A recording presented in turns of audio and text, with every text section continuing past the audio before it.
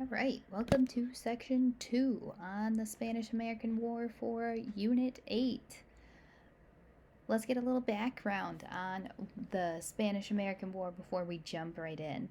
So, Spain had had control over Cuba since the 10 Years' War that was fought from 1866 to 1878. By the end of the 19th century, though, the Spanish Empire is going to be on the decline.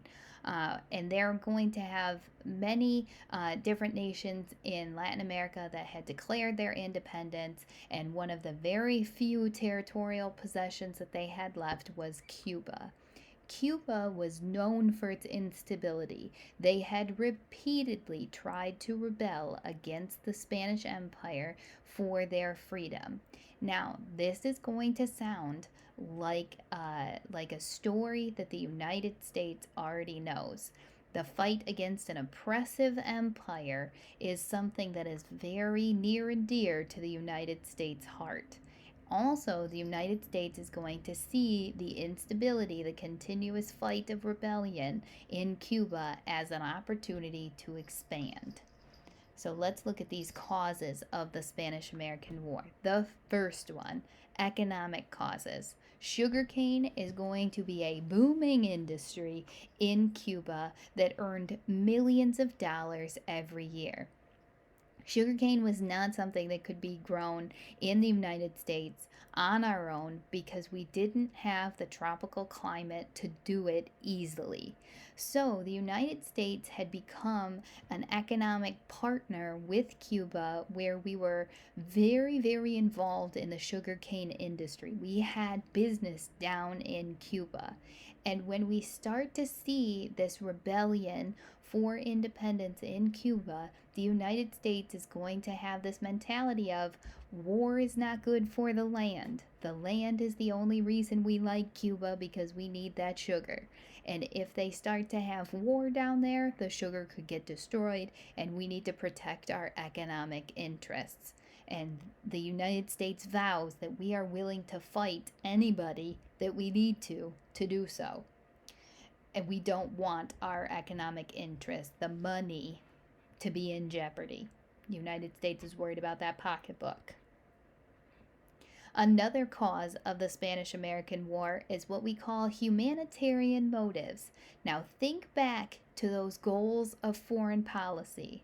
Okay, one of the big ones was that we wanted to protect human rights around the world. The United States is going to look at how Cubans are being treated in their fight for independence, and we are going to want to help them, okay? Because we relate to the fight that they're going through. Now, the Spanish in Cuba had put in place concentration camps. Now, I don't want you to think of the concentration camps that you learned about in World War II. While these concentration camps are no cakewalk, they are not the concentration camps of the Holocaust, okay? What the Spanish used these concentration camps for were to put the rebels that were going against the Spanish rule in these camps to be removed from the general population because the Spanish see the rebels as a threat. They don't want them to gain any more background or any more backing from people. They don't want them to keep talking about how terrible the Spanish rule was, so they remove them from the general population and put them in the concentration camps. The conditions at the camps were not great. Okay, they're not going to be fed well, they are not going to be clean, they are going to be overcrowded, and because of those conditions, we're going to see over 200,000 Cubans die of disease and malnutrition in these concentration camps. And we see this in the United States, the treatment of the Cubans, and say the brutality of the Spanish towards the Cubans is not okay. The Americans are going to sympathize with the Cubans and how they're being treated. And if you look at the political cartoon there, you can see that there's a Cuban who's kind of portrayed like Lady Liberty in the frying pan of Spanish misrule, being held over the fire of anarchy that is disrupting Cuba.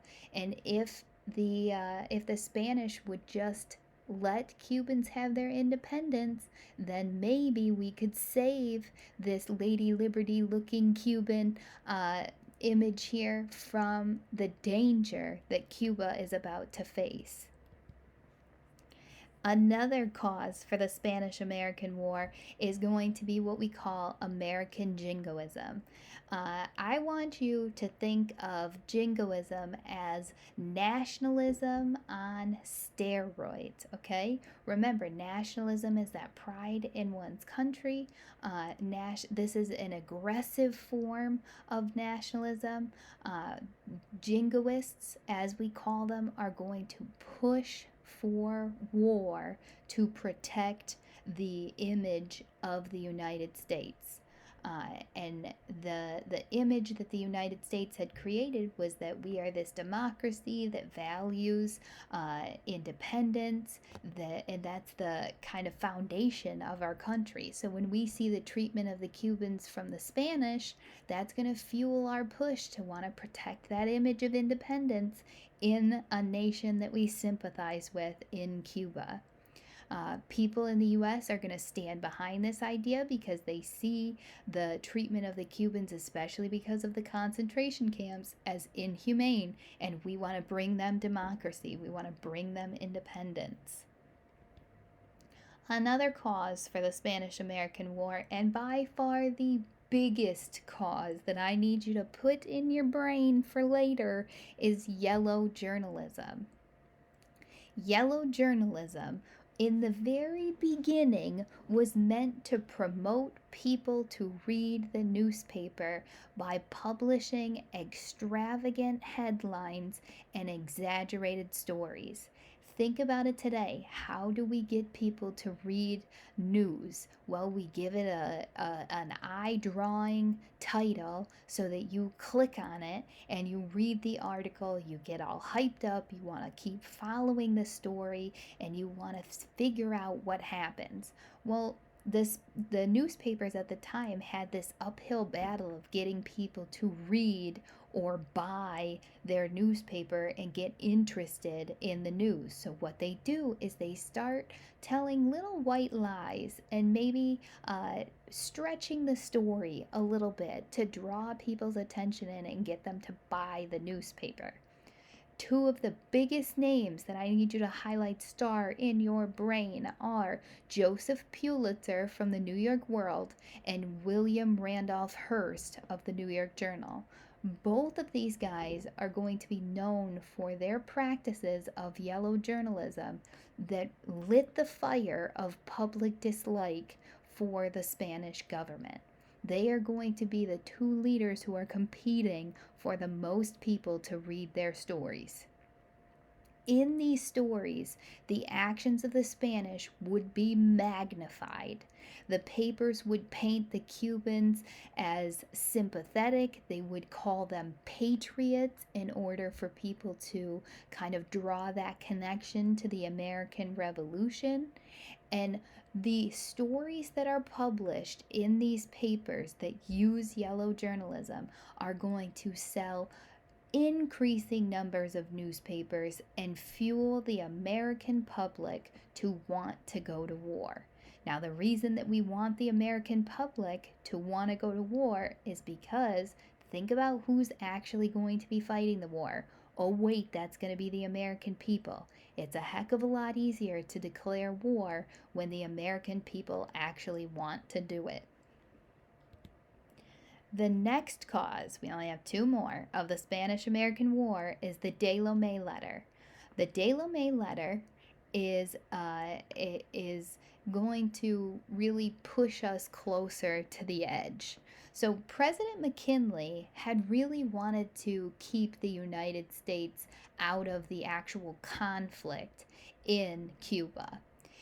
But he's going to warn the Spanish that the U.S. is willing to take steps to create peace if the fighting in Cuba does not stop.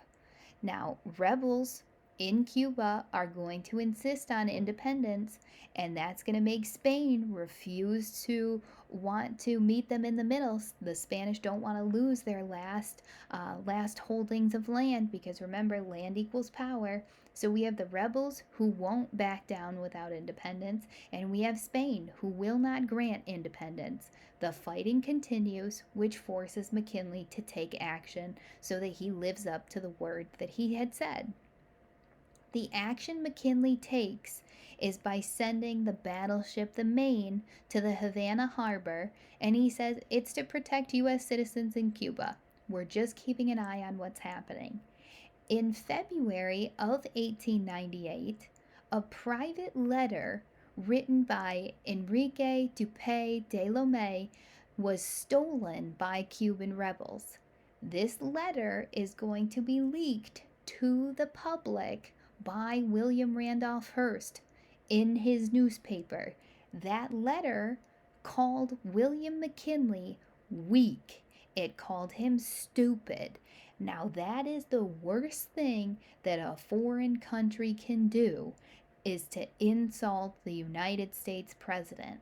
When this is put in the newspaper and people read that the Spanish think that we're dumb, that we're weak, that our president is the weakest of them all, they see it as the worst insult to the United States, and the United States people start to get rowdy, even more rowdy than they were before. Now, the cause that sets us over the edge is the sinking of the USS Maine. Remember, I told you that the USS Maine was sent to the Havana harbor by McKinley to keep an eye on what was going on in Cuba. After the publishing of the De Lome letter, the Maine is going to miraculously explode in the Havana harbor. On that ship, 266 of the 350 people, officers and crew, are going to die in the explosion. Newspapers are going to plaster this on every headline. The yellow journalism is going to run rampant. They're going to publish headlines like "Work of an Enemy," "Destruction of the Ship," "Big Explosion," and the newspapers demand that the U.S. go to war. Instead of declaring war immediately, though, McKinley orders a special naval board to investigate the explosion. Now, when that picture that you see on your slide right there gets published in the newspapers, people are not going to be impressed when McKinley says, let's just hold off for 1 second before we go to war. We'll talk next time where the United States actually goes, but know that years later there was an investigation that found that the USS Maine blew up on its own, that it was an engine mishap, and that the Spanish never really had anything to do with it. But because of yellow journalism, the sinking of the USS Maine is going to be the final straw. Now, these causes, with the sinking of the USS Maine, the De Lome letter, yellow journalism, American jingoism, those that push the American emotional appeal that we want to save the Cubans, give them their independence, and combined with our economic motives, are all going to come together to push the United States into the Spanish-American War, a role that we will talk about in our next video. Don't forget about your homework this week, and let me know of any questions that you have.